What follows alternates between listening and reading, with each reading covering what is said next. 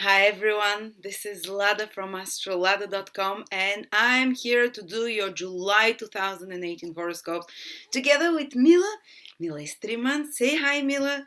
She's been my source of strength because the July horoscopes 2018 and August, these are the two most extreme months of 2018. Guys, lives will be transformed, fates will take a new direction, changes on an epochal way because we have two huge eclipses happening, and we also are going to, hey Mila, and we have Mars retrograde and Mercury going retrograde. I would walk you through all of this. I just wanted you first to have some fun, see Mila, to start on a positive tone, and we will end also on a positive note, talking about Jupiter going direct and how you can benefit from that. But be prepared for one of the most intense, exciting months, possibly also the most difficult months, July and August together. I'm just gonna drop Mila to my mom. Hey, say bye, Mila. Bye. Wish everyone luck during the eclipses. Wish them luck to have the best results possible. There you go. Thank you. And why are these months, especially July and August, so crazy? Well, people who are yearning for a change, for a big change in their life, people that want to totally transform their thinking and certain areas of their lives, they might actually have a blast this month and consider it one of the most powerful and one of the most positive experiences of their life. But eclipses always bring some crisis of a sort. And eclipses, and I'm making the same intro for everyone, for all the 12 signs. I want you to listen to it because it gives us a lot of insights, and then I'll speak specifically how it affects each of the 12 signs. But before I start, I just wanted to tell you that on the 8th of July we have a webinar with Nicole Stojanovic on what in astrology gives the richest people. Nicole Stojanovic is a favorite of many of you, so I'm looking forward to have you on that webinar preceding the eclipses. And the first eclipse is a solar eclipse in July and the 11th, which is caused together by Rahu. Rahu is the north node of the sun. And eclipses are about karmic events, things that you have like a contract about even before you're born, the big events that happen in our life, the big transformations of consciousness, the big leaps to the next level. And sometimes, often it happens through crisis, because only big transformation comes through crisis. This is the nature of humans. Very few humans are inspired towards change because everything is okay and they're inspired to make it even better or to grow spiritually. The solar eclipse is weaker though. The solar eclipse is weaker than the lunar eclipse that follows.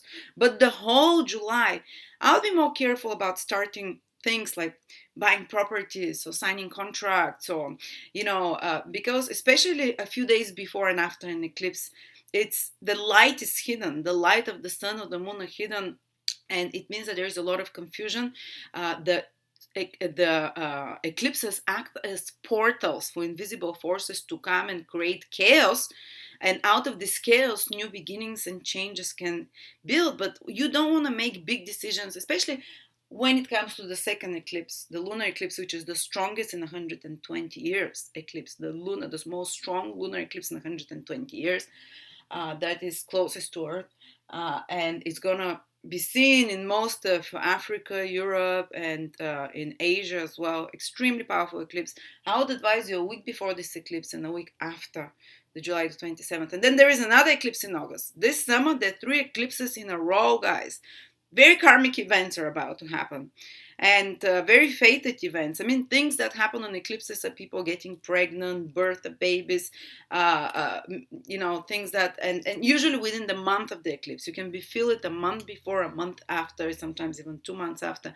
But this is when our lives turn around, and some eclipses take from us because they want to teach us about detachment. That will be the lunar eclipse. It will be about losing things, letting go of things.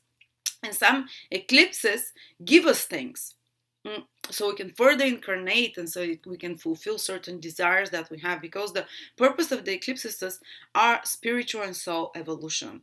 And the evolution of the soul happens by, first, there are 2 ways that it happens: that our desires that we have are fulfilled, so we realize that we've been chasing an illusion. For example, you really want to be rich, or you really want to have that guy, or all you always wanted was to have a child, all you always wanted was to have this business. And Rahu eclipses, which is the first one, the solar eclipse, gives us those things.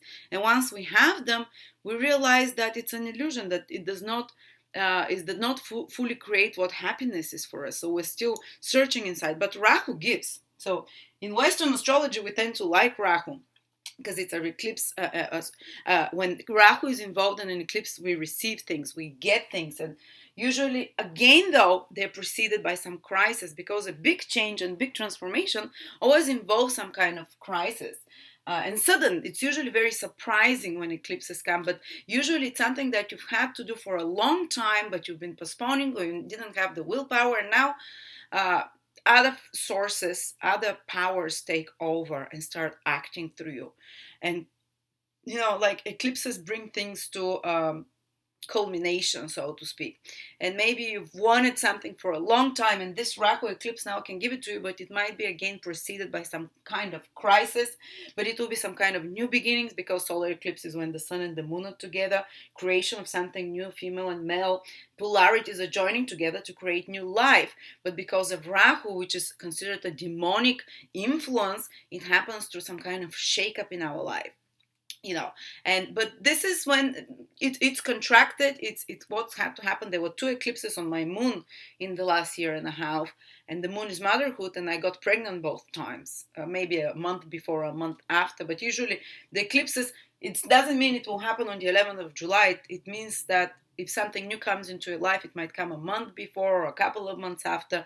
But the eclipses are like those beacons that say that something fated is going to happen in your life. And as I said, the Rahu eclipse, the first one, brings something through crisis, sudden new beginnings, transformations, because Rahu and Ketu, that cause the eclipses, the north and south lunar nodes of the moon, the mythology about them is that they were nagas, which is snakes, dragon. They were a dragon that was cut in two, and the symbology of dragons is that they shed their skin, and snakes as well, for transformation. So the big thing to remember about eclipses is big transformations, and they're never easy. It means about the light is hidden for a little bit, so it's almost like you might feel like something like a metaphorical death of some sort, a death of a part of your life, a death of an old part of you, but so that again the sun or the moon can be reborn when the darkness of the eclipse is removed from them, and because chaos ensues first of some sort,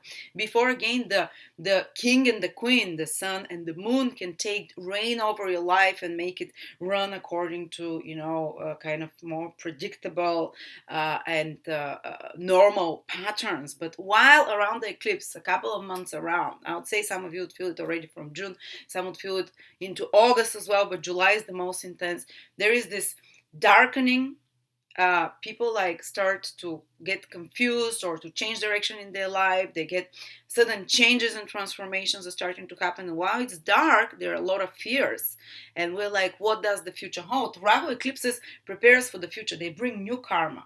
And again, it can bring a lot of fears. When I got pregnant both times, I was full of fears, It's a crisis on the mentality. Even if it gives you something, it's a crisis on your whole lifestyle, on your whole expectation for whatever you wanted for yourself. And then there's something new that comes that is fated, that's totally going to change your life. So this Rahu eclipse on the July the 11th will bring something like that. It gives things, it gives transformations, but through some kind of sudden crisis. New karma is created, then strong passions. Rahu is the mouth of the dragon. The dragon has 2 parts, Rahu and Ketu. The mouth of the dragon is Rahu. It's insatiable. It's something that we want to grab from life more and more. So often, sometimes people can even fall in love around eclipses, and especially Rahu eclipses, in a crazy way that they lose their mind. And because of that, their whole life transforms, and they can do something passionate and intense. That's almost like eclipse of the mind. The sun is our conscious ability to make conscious choices. And Rahu darkens that. The eclipse happens on the sun, so you kind of lose your mind over someone with strong passions and stuff like that. While the next eclipse, July 27th lunar eclipse, is, as I said, the strongest eclipse is going to be seen, especially if you're in the path of the eclipse. If you are able to see that eclipse, your life will definitely be so strongly impacted. But for the whole of the world, I warn you, quite an intense eclipse. It's conjunct Mars, and Mars is retrograde. Mars is a very violent star when it's retrograde. It's much closer to Earth. So, and Ketu means past life. When an eclipse involves Ketu, it's about past lifetimes or past karma, something from the past, and especially that creates a lot of frustration or angry reaction on us. So kind of a old slumbering karma of anger can come to the surface during that time, a week before or a whole month after that. I would say the whole month, this is active, and you can feel like strong, intense emotions. And also it has a square to Uranus, the eclipse, by the way.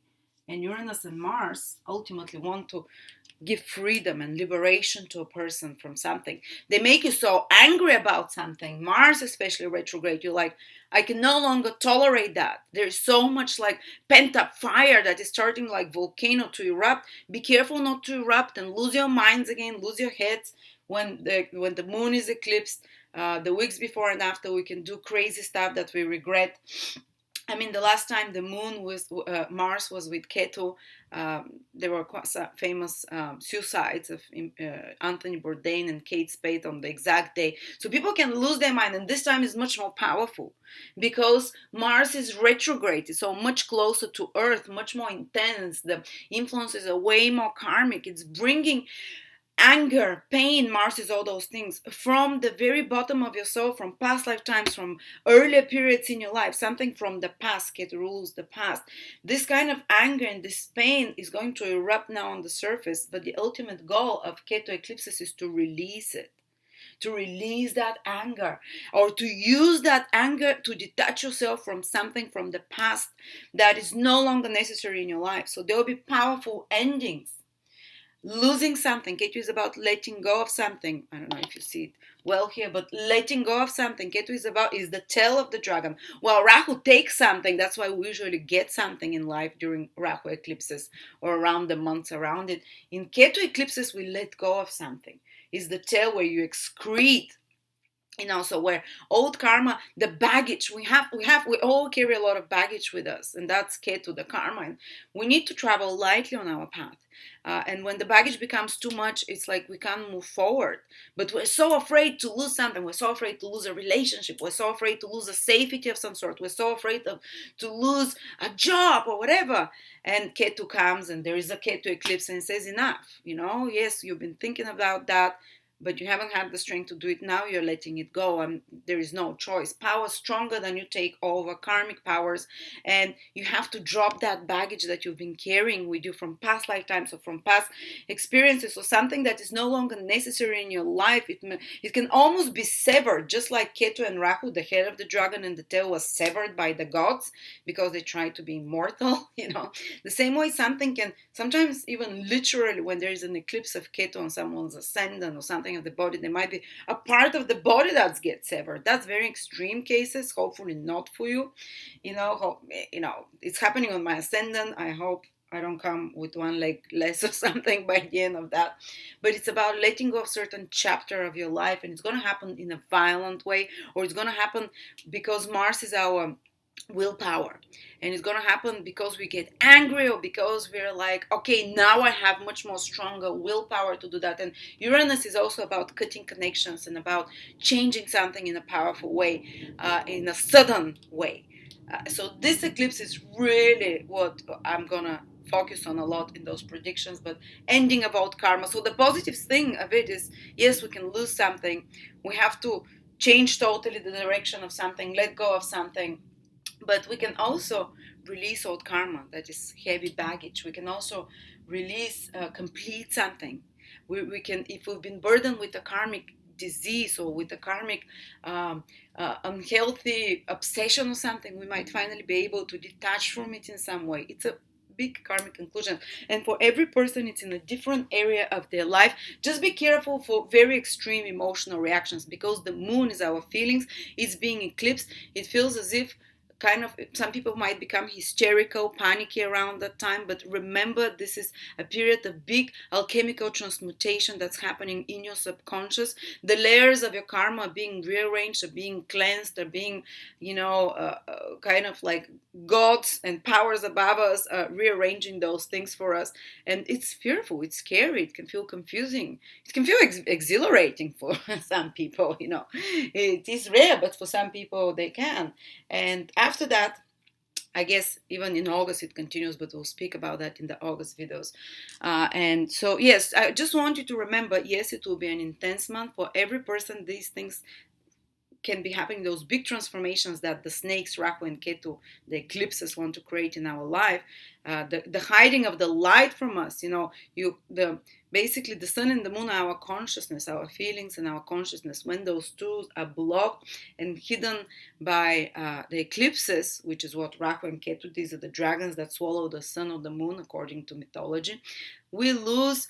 Darkness happens, it's like a metaphorical death, and the new rebirth of light comes again, the light of the sun or the moon.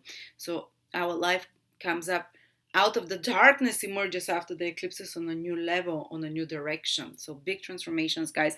Ultimately, it can be used for good people that have been craving for transformations for a long time. It might be now for them. And of course, it's very hard to predict how exactly eclipse will affect a person. Even if I have your chart specifically, I can say more who exactly will feel it the most. If you have a planet exactly on those degrees, this one is at 4 degrees Aquarius, so anything, and this one is at 20 degrees Cancer. But again, everyone will be affected somehow. They have those degrees somewhere in their horoscope, certain area of their life. And I would like you to check your ascendant sign for this prediction, and of course your sun sign, but always the ascendant sign is more important. And of course, not everyone will have those big transformations. The eclipse is twice a year, every year, but still let's see where you can go through big changes, big transformations. See how the first eclipse will affect my fellow Aquarians. I'm also Aquarius rising, and the first eclipse is happening in our 6th house, and it's the weaker eclipse. But still it's an eclipse, so it's about transformations, new beginnings, because it's an eclipse caused by Rahu, powerful new beginnings and some gains that we could get. Well, the 6th house is your employment or your job, for example. So there can be some crisis that leads to some gains through your job, or maybe there can be some more tense situation that happens and that brings a new beginning in your career, in your work, maybe a new project that appears. You can become more ambitious and more passionate in regards to something to do with your work. But of course, because it's an eclipse, there might be first a period of adjusting of the layers, because something new appears, something that you feel scared about and worried, how am I gonna do it? Can I do it? Oh, it's too foreign, it's too new, I can't do this at the job or whatever. And because of that, you can feel the stress and worry, but eventually it can lead you to create new karma, to have a transformation, new beginnings in regards to your work, and gives you something, gives a thing. The 6th house is also the house of health. So some crisis can happen through health, which pushes you and makes you passionate, because it gives strong passion towards improving your health, towards incorporating very new methods. And very foreign and methods that you have never used before, to change your health, to introduce something to your diet, to introduce something new to your workout routine. You start doing something that you haven't done before. And that basically makes a transformation to your daily habits and routines. But to get there, you might first go through some shock, through some kind of fears, because the eclipses cause fear, and this one also has Pluto strongly connected there. And incorporating some new or foreign methods to improve that health. And on another level, it's also our employees. If you have employees that work for you, there can be some crisis again there, the need for some change that appears and that you have to adapt to, and that basically your employees, you might kind of have to hire new employees, because Rahu gives something, so you can basically increase your the number of people that work for you. If you're a manager, the 6th house is the people that you manage. If you have 4 or 5 of those, you might now have 7, 8 all of a sudden. It might be triggered again by crisis, but it leads to gaining something. Okay, what else? 6th house is, as I said, addictions, and we become much more passionate. Our desires intensify. We kind of lose our heads almost when there is an eclipse. So some of you who are susceptible to addictions already, these can intensify during the eclipses and can reach a like a point, like an intense point. Our cravings can increase for substances or self-medicating, which is the sixth house, house of medication and self-medication. But this can lead to transformation. It can become so intense that you reach a breaking point and you start a new. You can find new ways to self-medicate yourself. Hopefully, not through that old substance anymore, you know. And it can lead to a strong passion and desire to, for example, to break the cycle. That can be one way. And the more negative ways that it can escalate addictions. We don't know how it's gonna go. It's so unpredictable, those eclipses.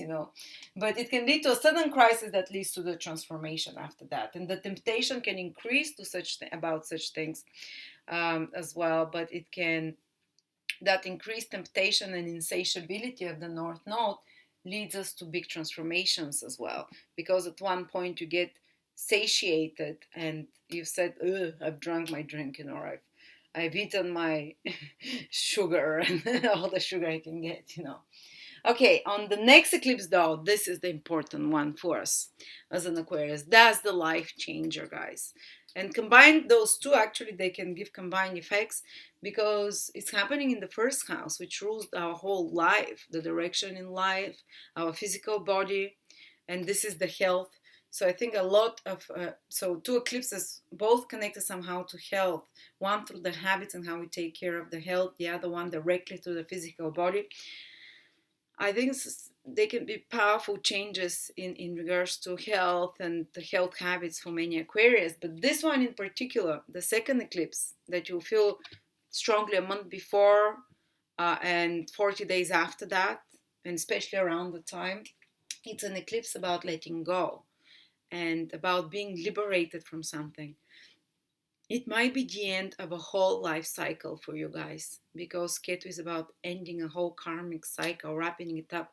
And it's a full moon eclipse, which means that something has come to completion, something has come to the fullest it can get. It cannot carry on anymore, so now it's time to let it go. And if you've been longing for years to let go of something, but you just never had the courage, or you never had the willpower or the reasons, now you can be forced without even if you're not ready. The universe now with this eclipse, especially earlier borns, the Aquarians that are born in January, if it's your sun, or Aquarians that have their ascendant or moon in the first 10 degrees, especially around the 4th degree of Aquarius. My ascendant is at 3 degrees Aquarius.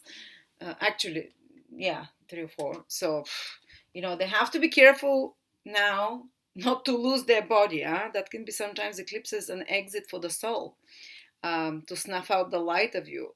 That's very rare occasions, extremely rare. But sometimes people find themselves in dangerous situations for their health, for their physical body, or they just get weakened. The physical health and the vitality of the first house, whether it's your sun, moon, or ascendant, they're all connected, gets weakened. So be careful, take better care of yourself. Don't push yourself to extreme. Be gentler to yourself. But on another level is the ending of a whole karmic cycle, maybe which even started 19 years ago, or even double Ketu cycle. Might have started Ketu cycles like every 9 years. So 18, 9, 8, 9, 18, 19 years ago, 30, 20, what is it? 9, 18, 30, 26, 27, and then 4, whatever. But something that might have been, it was part of a path in life, and now you have to let it go. It's something that you maybe had a karmic ending of an old karma, and it might feel like something is being taken out from your heart and pulled out, and like a big loss for you. But it's actually what you need. It can be extremely liberating as well. If you've been, because Ketu is a moksha. Ketu eclipses liberate us from things that are no longer necessary in our life and that are burden, so we can travel lightly on this path in our life. And it can just end an old karmic burden you've been carrying, especially physical one, because it's the first house. If it's your ascendant, is the physical body. And sometimes karmic burdens, again, it can be a physical health problem, or a physical addiction, or it can be some kind of first house is your sense of self. So it's almost like a big part of you is going to die now and to be released. Like a big part of your ego is going to be released. A big part of your old self, you're shedding your skin, guys. That's what's happening. And as I said, in some extreme cases, even like you can lose a limb or something. That's very scary. I don't want to scare you. I don't want this to be put in your head, but you're shedding your skin, you're leaving behind something, you're completing some karma, and you come out with much lighter baggage. You come relieved from the past, from the baggage of the past, through certain beliefs about yourself, through certain way how you see yourself, through certain big circumstances in your life that can be removed from your life over the next month, or even a few months after that. Be careful for violence or anger, again, on your physical body, or if it's your moon, it might be with family, or if it's your sun, generally, again, it's you. And be careful with such kind of attracting such situations, because Mars is retrograde in Aquarius as well. So it's bringing old angry karma to the surface to be released and removed. And some of you might be fighting about something or struggling for something. They're leading some fight and some battle, but then it has to be left behind, because this battle that they're leading now, Mars, you're fighting something, or you're using your willpower for something. When Mars goes retrograde, we have to use 3 times as much more, and we have 3 times more willpower than other times to let go of something. And again, it can be fantastic. You can let go of bad habits. You can let go and make something that, it requires, that you've never had the courage or the energy before. You can make it happen. You can make it part of your everyday life. By the time Mars turns direct, which is the end of August, it will just become your natural state. But it includes with it also a sense of detachment that Ketu brings, and letting go of a certain part of your life, so letting go of a certain aspect of your life, and how you present your life, and how you present yourself, and releasing one ego identity of who you are with another. And actually, it's a very humbling period. This is very intense stuff here for Aquarius, especially the earlier born Aquarius. Mars retrograde in their sign, plus conjunct, plus eclipse of letting go and releasing something, but it can be the most transformational time in the life of some Aquarius. It can be one thing that they're grateful forever and they feel like, oh, I was relieved. And it can happen very suddenly and fast, because Mars is a fast planet. Uranus is a fast planet. Uranus separates and cuts connections fast as well. Mars makes you so angry that you can't tolerate anymore, and you get rid of that old karma. You just disconnect yourself from it. Okay, so crisis and transformation, that you emerge like if you've been carrying 3 bags of baggage till now, even if it's scary and crazy while it's happening, you come out and you feel like, wow, why didn't I do this earlier? Now you have no choice. You'll be just pushed in that, to make that direction. Just be careful about your health overall, and such things. Whew, interesting, huh? Okay, death and rebirth. What else is happening? You also have another intense. I think Aquarius is the most happening sign this month. We have another thing. Mercury is going retrograde in our 7th house of relationships, business or personal partnership. You might be re-examining and re-evaluating a business or personal partnership of some sort, and deciding whether to leave this partnership, whether you can reach an agreement that is kind of and maybe some things from the past that you were not saying can come to the surface now to be said. You can speak up, and you can be pushed even to kind of sometimes tensions with a partner. And if you haven't said something but it bothers you in your partner's behavior, when Mercury goes retrograde from around the 20th, I give you a week before the exact time of the retrograde that you start feeling it, you might start speaking up those things, telling to your partner, this is what I need, this is what bothers me. Or a partner, if they've been keeping it up, now Mercury goes retrograde and they say, okay, I have to bring this up. They can bring up something from the past, or they can just want to kind of talk about the relationship and change how things are done in the relationship. And sometimes if really there is no way out of it, or if it's not a good, there is none can see the solution, they can be kind of basically breaking apart in a relationship. It can be okay, this partnership is no longer viable, we can't reach an agreement.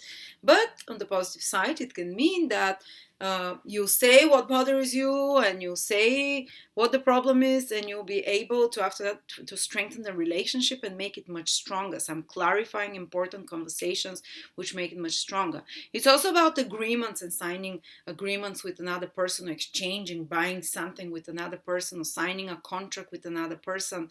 When Mercury goes retrograde, this can be delayed, or it can need further negotiations, or some clauses in the agreement needs to be changed. Or if you already have an agreement, business or personal, with someone, the rules of those agreements might change and might be re-examined when Mercury is retrograde.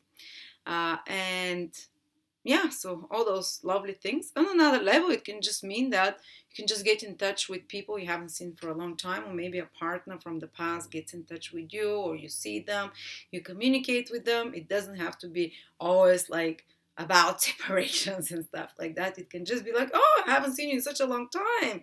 You're my first boyfriend, and it's like, good to see you. Oh, let's talk about the past. Let's remember the past, the good old times, whatever.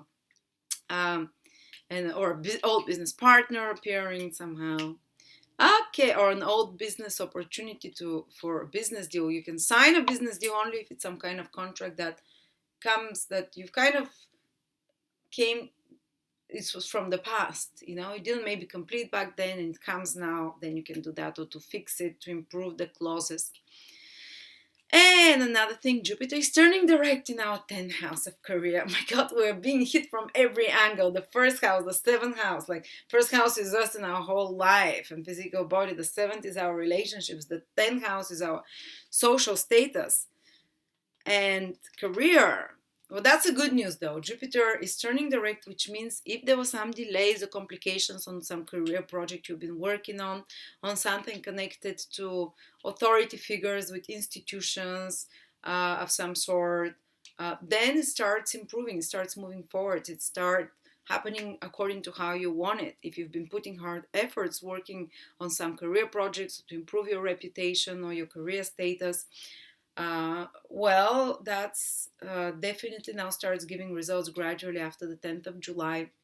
And you'll start seeing more and more into August, September. Jupiter starts moving direct, more on the results of some changes in regards to your career that you did before, but now it's starting to give the results of those things. So maybe if you've been in a block situation in regards to finding career or job, or professional stagnation of some sort, now it starts moving forward with new opportunities again. All right. So thank you so much, Aquarius. Enjoy the ride. Honestly, if I'm still alive after this month, no, I'm excited actually. So let's see what it brings us. Right to me underneath. Let's Aquarius stick together, because that's a month that can change things for us in a big way. Not for everyone, not for every Aquarius, of course, but some of you will be impacted in a strong way. Thank you.